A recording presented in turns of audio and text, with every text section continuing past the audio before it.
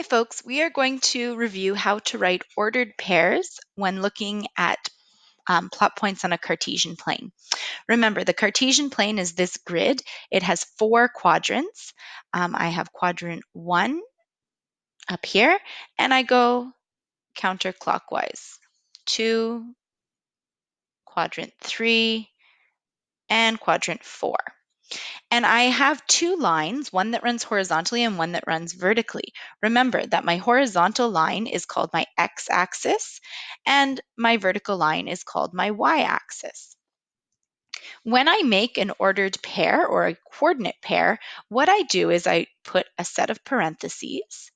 I put my x coordinate first, then I add a comma to separate my 2 different coordinates, and then I add my y coordinate. Now, coordinate is saying where is it on my grid? How far over to the left or right? How high up to the top or down to the bottom? And you'll notice that the integers on my number line go from positive down to negative.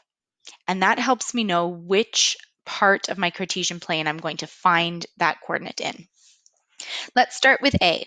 So I'm in my first quadrant, and what I need to do is first I need to find out what number on the x-axis represents the location of this point.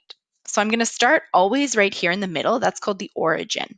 And I'm going to go over it until I reach my point. So you can see here, I've gone over to the number 2. So it is 2 squares over. So when I write my coordinate pair, I'm going to start with my x-axis. And my x is 2. Now I'm going to put a comma. The next thing I need to do is find out how high up the y-axis this point is. So I'm going to start right here and I'm going to go up. So 2, 4, 6. 2, comma, 6. And then I close my parentheses. I've just done a coordinate pair. Let's take a look at B.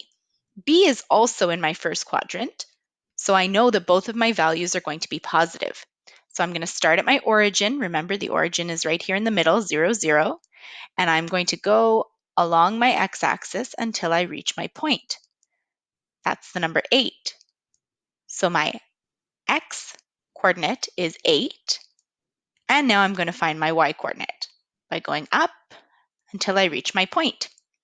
Now, you'll notice here, it falls between 2 and 4. So I know, since it's right in the middle, that this is going to be 3. So my coordinate pair is 8, 3.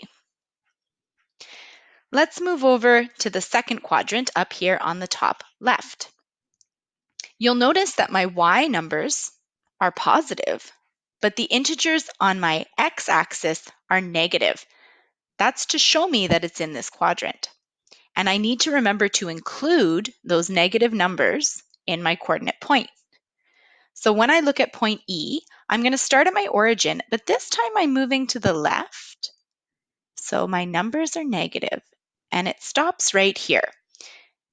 And if I look at this digit, it's negative 4. So when I open my plot points, my x is a negative number, so I need to write negative 4, and then I include my comma. And now I'm going to do the same thing that I did before. I'm going to go up my y-axis because I don't want to bump into my coordinates that I've started writing. 4, 6, 8, 10. So in this case, my coordinate is negative 4, comma, 10. That's my value on my y-axis. Moving into quadrant 3, both sets of numbers are now negative if I look at the number lines surrounding it. So in my coordinates, I'm going to need to use 2 sets of negative numbers. So I'm going to begin with my x-axis. I start with my origin. I move across. My x value is negative 8, comma. I'm going to move down to my y value, which is negative 2 in this case. Negative 8, negative 2. And now I'm going to look at point C, which is my final point. And again, I'm going to start at my origin point right here in the middle. Now I'm using orange. I know it's getting a bit overlapped. I'm going to count over how many units. That's to 6. So my x value is 6. And I'm going to find my y value, which is -4 over here.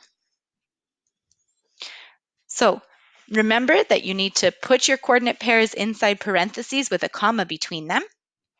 Remember that you need to always put your x value before your y value, and pay close attention to the numbers on the grid.